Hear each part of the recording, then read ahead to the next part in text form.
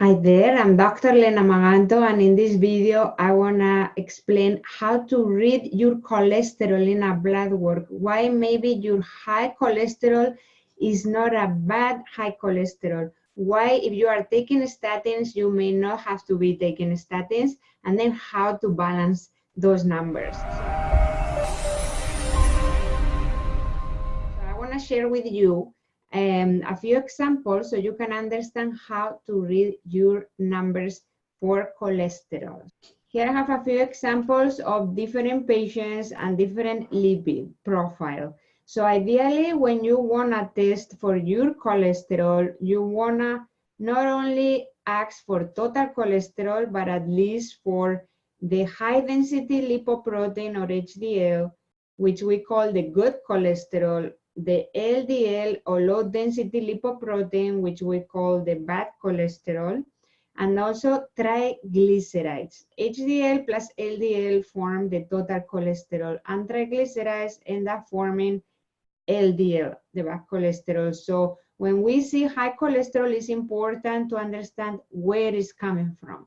So this is a lipid profile from a person that came back with normal numbers for cholesterol. The total cholesterol is good, triglycerides are perfect. I do recommend everybody not to go higher than 100, even if here says 150. And then the LDL is coming good. And why I highlight the HDL is because even if it's within the numbers higher than 40, ideally the good cholesterol, we want to have numbers higher than 60. That is the ideal because this is the one that is preventing the risk of cardiovascular diseases. Otherwise, there could be a normal lipid profile. Then here we have example from two different patients for lipid profile, which both of them have a high cholesterol in here. So both of them as well, they have good, the HDL, good high HDL, which is 75 and 80. If we do have high cholesterol because our good cholesterol is high, that is the ideal situation. There is no need for taking statins to decrease total cholesterol because your HDL is high. This is not the one raising the risk of cardiovascular diseases. However, also in these patients, we see that the LDL is high. The LDL is the one that we call the bad cholesterol. So the LDL can be high for different reasons. So one of them is because you have a diet that is rich in the healthy fats, like for example, coconut oil or avocado oil or avocados that have some saturated fat that can raise your LDL. However, that is not the one that is raising the risk of cardiovascular diseases. That is a healthy fat and is not, there's no way you want to eliminate it from the diet, all right? So no need to take statins if that is the case. Then, and in any case, I will recommend to take statins because they have a lot of side effects. So there are ways to decrease the total cholesterol with the right dietary changes and lifestyle changes. So that is one of the reasons why the LDL could be high, because you have a diet rich in healthy saturated fats, like for example, cholesterol or coconut. Another reason could be because there is a high percentage of the population that carries a mutation that where they have inability to break down the LDL properly in the liver. So in that way, they usually tend to have a high LDL. So what is important in that case is to always work on keeping your liver clean, because maybe you are not a carrier for the mutation, but you still have high LDL. So that means that you are not breaking down your LDL properly in the liver. So you may have also some liver toxicity, maybe because your diet is not ideal. So it's important to work on always keeping the liver clean. And I'm gonna tell at the end a few things to do that. So liver toxicity, carrying a mutation, having a diet that is rich in healthy saturated fats, those are reasons for increasing the LDL, okay, and that can cause high cholesterol. But again, if you keep your liver clean and you work on breaking down the LDL properly, this is not the one that is raising the risk of cardiovascular diseases. So which is the one that raises the risk of cardiovascular diseases?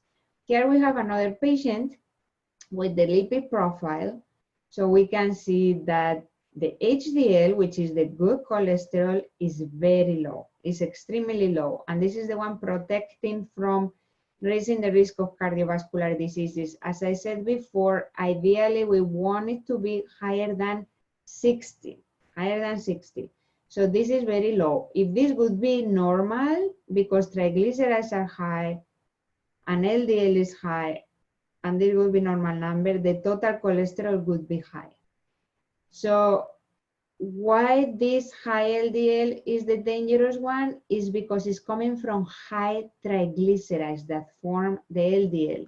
In these patients, both they had good triglycerides. However, in here, we see that triglycerides are also high.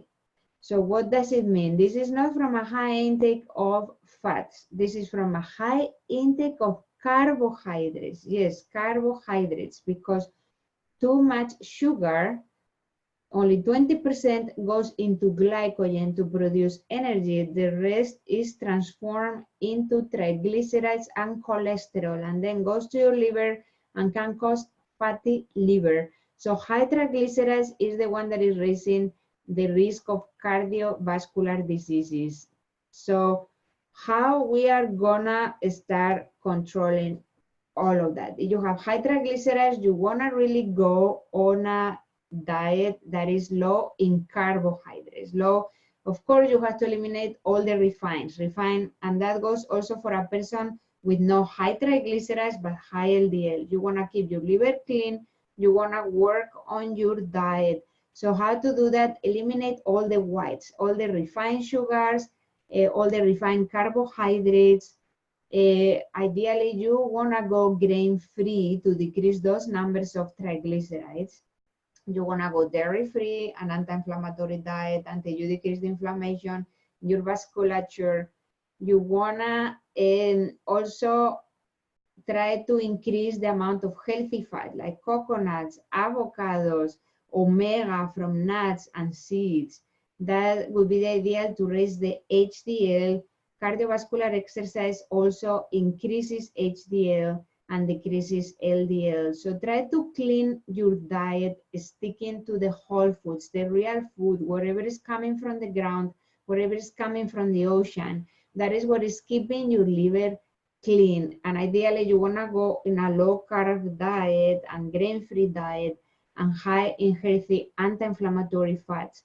So then what you are gonna start seeing is the triglycerides start decreasing, the HDL and the LDL together will start decreasing as well, and the HDL, which is the good cholesterol, will start increasing. And then two of my favorite supplements when somebody has high cholesterol and is also related to liver toxicity is milk thistle. You wanna take it with your meals once or twice a day, and also CoQ10, coenzyme Q10. Ubiquinol is the already active form for CoQ10, which helps in transforming that extra fat into fuel.